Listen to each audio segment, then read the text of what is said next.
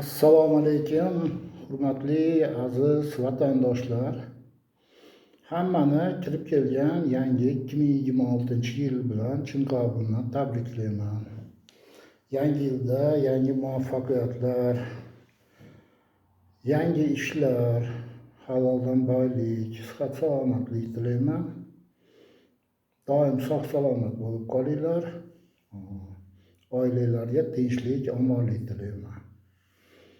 Hozirgi mavzuyimiz bu Abror Muxtor Ali domlamizni Furqat tumani direktori Gulira'no ishiga qo'shilib ketgani bo'yicha bo'ladi.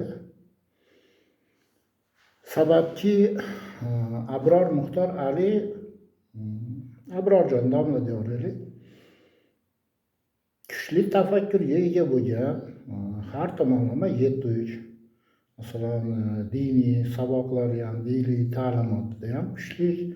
Undan tashqari dunyoviy mana shu o'zimizni fikrlash qobiliyati, ko'p narsani biladi, ko'p narsani o'qigan, o'rgangan. Undan tashqari u kuchli notiq, ya'ni orator. Gapirish uslublari, odamlar bilan muomala qilish shuni to'liq yaxshi egallagan mutaxassis desak bo'ladi. Endi Abror domla bir narsani aytyapti. Men shu Gulira'noni shu chiqishlarini ko'rib, o'zimni bitta fikrimni aytdim, xolos deyapti. Shunga shuncha to'polon boshlandi. Abror domla auditoriyasi juda keng, bloger. U haqiqatda ham bloger, o'zini blogini yurgizadi, sahifasi bor. Millionlab uni kuzatuvchisi bor. Uni bir og'iz aytgani juda ko'pchilik tomonidan albatta izoh beriladi. Juda ko'pchilik tomonidan o'rganiladi, ko'radi qiziqib. Shunga shunchami deyish bu noto'g'ri. Chunki o'zi ham biladi. Endi yana bitta narsani aytyapti. Jinoyat kodeksini 235-moddasi bo'lsa, deb Shuhrat Musayevga o'ziga aytyapti gaplashganda. Men borib Gulira'noni himoya qilaman deyapti. Yaxshi tushundik buni. Abror domla shu chiqqan videoni ko'rgan ekansiz. Shu chiqqan videodan xulosa qilib bemalol borsiz bo'laveradi. Nimaga? Avvalo siz Konstitutsiyamizda 26-27-moddalar bilan chuqur tanishib oling. Sababki u yerda fuqaroni sha'ni, qadr-qimmati, uni erkinligi to'la Konstitutsiya tomonidan himoya qilinadi deb yozilgan. Aynan shu 26-Konstitutsiyamizda yangi tahririni 27-moddalarni o'rganib oling. Shundan keyin bemalol Furqatga borasizda, Gulira'no, endi men sizni yoningizda turaman. Sababki bizda jinoiy kodeksimizda ikkita yoshi, balog'atga yetgan odamlarni jinsiy aloqasi bo'yicha hech qanaqa jazo chorasi belgilanmagan. Bu birinchisi. Ikkinchisi, biz hali sizda ham, menda ham ular rostdan ham u yerda mana shu ishqiy munosabatda bo'lgan degan dalilimiz yo'q. Shu u yerda bo'layotgan voqeani endi bitta tahlil qilib berishga harakat qilaman. Ichki ishlar u yerda tadbir o'tkazyapti. Go'yoki kimdir 102 ga qo'ng'iroq qilyapti. 102 qo'ng'iroq qilgan odam maktab formasida balog'atga yetmagan yosh bir qiz bilan Soliq inspeksiyasining boshlig'i xizmat uyiga kirib ketdi. Shu bo'yicha boshlangan deyapti. Kirishyapti, ko'ryapti, u yerda balog'at yoshiga yetmagan maktab formasida hech qanaqa nima yo'q. Yosh katta ikkita odam. Ular nima qilish kerak edi? Ular indamay kechirim so'rab chiqib ketish kerak edi. Xolos. O'sha yerdan chiqib ketish kerak edi. Darrov kechirimini so'rab. Yo'q, ular nima qilyapti? Ular fuqaroni tahqirlashga o'tyapti. Ya'ni Sog'liq inspeksiyasining boshlig'i endi ashi bo'lsa kerak, shuni ko'rsatishyapti. Mana shu yerda qimirlamay tur deyapti, sensirab. Burchakdagi bilmayman, Guliranodir, boshqadir. Xullas burchakdagi ayolni ustiga mana o'zi yopinchida yopinib olyapti, yopinchida tortib olyapti. Bittasi kirib aytyapti, bu hali yerda qochqinda yurganga o'xshaydi deyapti. Ular to'g'rima-to'g'ri borib shu qizni yuzini ko'rsatishga, yalang'och qilishga harakat qilyapti. Hattoki yopinib olsa, bittasini tortib oldi, ikkinchisida yopinib olsa, yo'q, ikkinchisini ham tortyapti. Menga qara, xo'p, kirding, ko'rding, kiyinishga ruxsat et, chiqib tur. Yosh katta odamlar ekan. Kiyib olgandan keyin suhbatingni qilgin kelsa. Yo'q, sen ataylabdan ichki ishlar xodimlari rostdan ham shu uni yalang'och holatda kameraga tushishini xohlashyapti. Bu yerda biz usloviyani qo'yamiz. Sen nima gapirasan deyapti. Mana oddiy narsa. Nimaga yana video kutib turish kerak? Shu videoda berib, ekspertizaga berib, agar rostdan haqiqatdan shu odamlar bo'lgan bo'lsa, bo'ldi. Mana ayol kishini tahqirlayapti. Bizda u ayol kishi jinoyat qilmayapti u yerda. Endi shundan kelib chiqadigan bo'lsak, odamni tahqirlar, Abduror Muxtorali borish kerak endi himoya qilishga. Nimaga videoda ko'rinib turibdi? Gulirani o'zi aytayapti, xo'p, shu yerda mana endi davom ettirsak. Bo'pti, bu ayolni keyin kiyib oldi. Ko'rding, yoshi katta, balog'at yoshidan chiqqan ayol ekan. Indamay uzrini so'rab chiqib ketishdi o'rniga, ularni ichki ishlar idorasiga taklif qilyapti. Nimaga? Nima jinoyat qilganiga yoki nima huquqbuzarlik sodir qilganiga tortilyapti bular. Xo'p, u yerda Gulirani o'zi ta'kidlayapti, bu uning gapi. Turmush o'rtog'ini ham olib kelishyapti u yerga.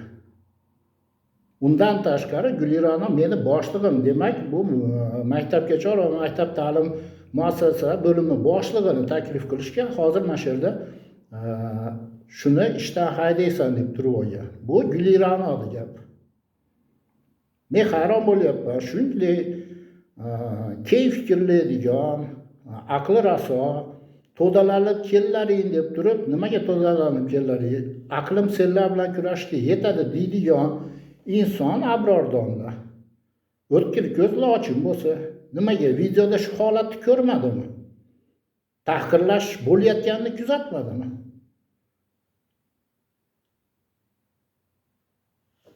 Bu yerda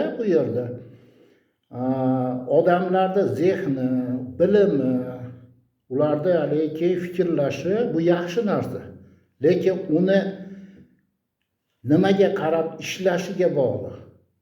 Haqiqat tomon yon bosadimi? Yo bo'lmasam boshqa yo'lga yurib boradimi? Mana kurash qayerda? Endi hozirgi ko'rayotgan nimalarimda bular deyapti, bir guruh blogerlar birlashib olib, Gulirani masalan davlat tizimiga hujum qilyapti, ichki ishlar tizimiga. Qayerdan hujum qiladi? Qaysi mol, qaysi eshak, qaysi aqlli yo'q, nodon ichki ishlar tizimiga hujumga o'tadi. Birpasda olib kirib hammasini mulla mishiq qilib yuborishadi. O'ylab gapiryapsizmi Abrordonmi? 5 ta 6 tasi chiqib turib ichki ishlar tizimiga qanaqa qilib hujum qilishi mumkin? Xo'p, informatsionniy hujum deylik, bashmi ham. Baribir qila olmaydi. Nimaga hammasini bir-bir chaqirib joyiga keltirib qo'yadi agar qonundan chiqishsa. Gulirani o'zini qadr qimmati, sha'ni toptalgani uchun chiqib Saida Mirziyoyeva prezident administratsiyasi rahbaridan yordam so'radi. Siz tushunyapsizmi qayerga osilayotganingizni? Prezident administratsiyasining rahbari Saida Mirziyoyevaga chiqib munosabat bildirib, menga adolatsizlik bo'ldi, shunga yordam bering degan odam. Yo'q, bu oldayapti deyapsiz. Nimaga unar deyapsiz? Qo'rqmang. O'rganishyapti u yerda o'tirganlar bor. Juda kuchli hali ularda ham qobiliyat. Bekarga sud 2 kishini jazoga tortmadi. Jazoga tortgani ular rahbarlar tadbirni noto'g'ri qilib, tashkil qilib, shu ishda jinoyatga olib borgani uchun jazoga tortildi. Qolgan 9 tasini ham prokuraturaga beryapti. Borib shularni aniqlagan, so'roq savol qilib, shularni qilgan xatti-harakatlarida tahqirlashlar bormi? Shularni o'rgangin deyapti. Sizga u ayol o'zi telefon qilyapti. Siz sudga kelmagansiz, sud ishlari bilan tanishmassiz. Men tahqirlanganim uchun chiqib shu yordamni so'rayapman. Bizda O'zbekistonda bilsangiz, "Nimolchi jim turma" degan dastur bor, programma. Shu ayollar, tazyiqqa uchragan ayollar o'zlariga berilayotgan, mana shunaqa bo'layotgan tazyiqlar to'g'risida ochiq aytishsin deb. Agar shunchalik himoya qilgingiz kelsa, Abror domla, nimaga 2023-yil menimcha Xorazmda bo'lgan prezidentimizni o'zini himoyasida bo'lgan yetim qizlarni shunchalik qattiq himoya qilmadingiz? Adliya boshlig'i, MCHSTB rahbari o'sha yerda yetimxonani qizlari bilan o'zi zo'rlagan edi, uni zo'rlaganga chiqarishmadi. Siz ashirda mana ilmiy kuchli, diniy, musulmon odam yetimlarni doimo himoyasida turish kerak, bilsangiz. O'sha yetimxonalar, yetim qizlar prezident himoyasida. Nimaga? Yetimlarni himoya qilish davlatning asosiy vazifalaridan biri. Davlatimiz rahbari prezidentimiz bo'ladi. Prezidentning himoyasida edi.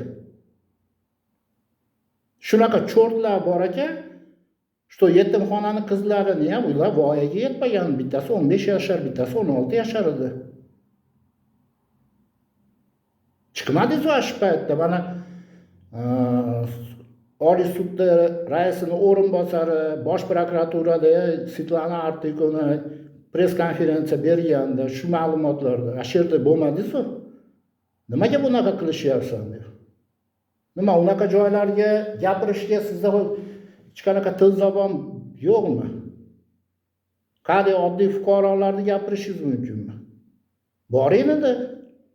Ana u Toshkentda bo'layotgan Parkent tumanida imom xatibi yalang'och holatda ta'sirga tushib, qilgan ishlari chiqib ketdi hamma yoqqa. Indamadingiz. LGBT jamoasi bilan kuchli kurashadigan odamsiz-ku. Nimaga bu to'g'rida mana Namanganda bo'lgan ishni gapirmadingiz? Endi hozir chiqib olib turib bu 9 tasini oilasi bo'lsa, bular yaxshi biladi. Qonun borligi, avvalo konstitutsiya, jinoyat protsessual kodekslar borligi, shunga qarab, undan tashqari ichki ishlarda kasb odobnomasi bor. Borib bir so'rang, nima deb yozilgan? Maslahat qilib, chiqib turinglar, kiyib olay deb yig'layotgan qizni ustidagi narsalarni tortib olish mumkinmi? Yo'q, bu tahqirlashga kiradi aynan. Sha'nini, qadr-qimmatini shularni yerga urish hisoblanadi. Nimaga ko'rib turgan narsangizga o'zingiz qarshi chiqyapsiz? Shuhrat Musayev to'g'ri aytdi sizga. Dedi, qo'ying domla, bu sizning ishingiz emas. Nima qilasiz aralashib? Xo'p, aralashsiz, to'g'ri aralashing. Boringlar shu eringiz bilan mayerga keling deyapsiz. Erini bilasiz, avariya bo'lib ketgan, yotibdi. Shunchalik gaplashgingiz kelsa boring. Chiroyli mashinalarda yurasiz, qiynalib ketmaysiz borib kelganda. Bo'lib ham u yerlar sizga haligi yot joylar emas. O'zingiz ham shu vodiydansiz. Borib, o'rganib, ash 9 ta ichki ishlar xodimiga aytsangiz bo'lardi. Bo'pti, xo'p, kirishibsan, kamerani o'chirib chiqib ketishni keyin suhbatingni davom ettir. Nima kerak bor edi uni kameraga olib? Sizlar o'ylamayapsizlarmi? Guli Ra'noni, uni oilasi bor, qarindosh urug'i bor, soliq boshlig'ini qarindosh urug'i bor, oila bola chaqasi bor. Yo'q deyapsiz, mana 9 tasini oila bola chaqasi. Shu 9 tasi boshlagan noqonuniy harakat orqali bo'lyapti. Tushunmasangiz tushunib oling. Sud endi xulosasini bersin. Prezident aytayotgan gaplarini eshitmaysizmi siz? Prezident o'zi aytayapti, sudni tizimini takomillashtirish, u yerda xolislik yaratish kerak deyapti. Adolatli sud tizimini qo'yishimiz kerak, joriy qilishimiz kerak deyapti doim. Siz shuni tushunyapsizmi? Nima fuqaro tahqirlansa, indamay turish kerakmi? Voy qachon sudin tugar ekan? Va nimaga siz aynan fuqaroga meni mana 9 ta shu bilan men qilgan ishi mana shu 9 ta javob bersin desa, Gulironi butun ichki ishlar tizimiga tashlayapti deyapsiz. Qanday hujum qiladi? U haqiqatda adolatni so'rayapti. Tushunyapsizmi? Biz demokratik davlatda bo'lsak, bizda qonun ustuvor bo'ladigan bo'lsa, ertaga siz ham chiqasiz shunaqa narsalar deb. Agar sizga nisbatan biron narsa bo'lsa, ana bu 100 ga 100. Agar ashirda Gulira'noni o'rnida bittanta katta amaldorni, prokuror, sudyani qizi bo'lib qolganda, singlisimi? Ash paytda hammasi qo'lda narushnik bilan izolyatorda o'tirgan bo'lardi. Bilmaysizmi shuni? Chiqib gapirishdan oldin, tangani ikki tomoniga qarab oling. Kim bo'lsa, nima bo'lsa gapirib ketaveraman deb o'ylamang. Men hozir siz yana odamlarni dayusga chiqaryapsiz, mana shu narsalarni. Bu blogerlar borgani nima sabab? Bizda O'zbekiston, ular prezidentning gaplariga ishonib boradi. Prezident aytayaptimi, qonun ustuvor bo'lsin. Sizlar adolat tarafida bo'linglar. Sizlar menga deyapti, xalqqa shularni nomma-nom, familiyasi bilan ko'rsatib beringlar deyapti. Ular prezident chaqiruviga asosan bo'lyapti. Siz endi bularni kuningizda boshqalarni hammasini bitta to'da, jinoiy to'da mana shunaqa shakllangan deyapsiz. Qanday tushunmayapman? Prezident masalan blogerlar, jurnalistlar haqiqatni yoritinglar, olib chiqinglar desa, siz yo'q, ular bitta to'da olgan deyapsiz. Qanday qilib bunaqa bo'lishi mumkin? Sizga nima hamma narsa mumkinmi? Bo'pti, xo'p. Hali bilmaymiz biz. Aytayapman, u zino qilganini ularni ikki kishini bilmaymiz. Lekin ularni tahqirlayotganini ko'rib turibmiz. Chunki kimdir videosini chiqarib oldi. Videoda hech kim aytmayapti, chiqib turaylik, ayol kishi ekan, haqiqatda oila bola chaqasi bo'lishi mumkin. Kim olsin, keyin gaplashamiz. Ular bilyapti, ular jinoyat qilmayotgan. Bular hech qanaqa jinoyat qilmabdi. Ketdik demayapti. Siz buni tushunib turibsiz, aqlingiz bor. Tushunib turib, yo'q deyapsiz. Ona 9 tasini oila bola chaqasi. Bulardagi nima bo'ladi endi? Gulira'no shunga qarshi kurashyapti. Bo'pti, xo'p, men mana shunaqa bo'pman. Qolganlarga bunaqa bo'lmasin. Qolganlar mana shunaqa ishlarga tushib qolmasin. Mana shunaqa tahqirlashlarga uchramasin. Shuning uchun Abror domla sal bo'lsa ham o'ylanib, men sizga yana bir bor aytayapman. Maktab direktori haqiqatni talab qilib, prezident administratsiyasining boshlig'idan yordam so'rayapti. Sal bo'lsa ham tushunib oling.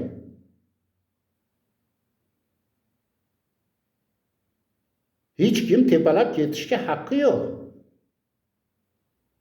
Har xil gaplar qilib, har xil nima qilmasdan, ana endi boringda, mana tayyor videoda tahqirlash ko'rib turibdi. Agar o'zingizni fahmingiz yetmasa, sudya tanishlaringiz bordir, advokatlardan mashnaqa dedi, mononi ko'rib beringlar. Shu yerda bormi deb turib, yana bir marta aytayapman, Konstitutsiyamizni 26-27-moddalarni chuqur o'qib tushunib oling. biron narsani chiqib, birovni biron narsada ayblash. Siz hozir agar biron narsa deb yuborsangiz, vdруг sizni millionli auditoriyangizdan qanchadir odam shu fikrga borib qolishi mumkin. Jamiyatni ikkiga bo'lish shunda bo'ladi. Bizda fuqarolar hamma adolat tarafda bo'lishi kerak. Chunki ichki ishlar tizimida ichki ishlar xodimlariga ataylab yozilgan qonuni bor. Shu qonunga bo'yicha fuqarolar bilan o'ta chiroyli muomalada bo'lish kerak. Bular hali jinoyat qilmagan. Shundan kelib chiqadigan bo'lsa, ichki ishlar xodimlari qilayotgan ishi jinoyatligini bilib turib davom ettirgan. Bunga hali 2 ni 2ga qo'shsak 4 bo'ladi. Bunga yangilik yaratish kerak emas. Buning uchun akademiyani o'qib tugatish kerak emas. Ko'rib turgan narsangizni aytyapman. Bo'ldi, shu yerda tamom to'xtatish kerak. Chuqurlarni buni kavlab, yana qayoqlargadir buramiz. Biz mana tizimga yordam beramiz. Unaqasi bo'lmaydi.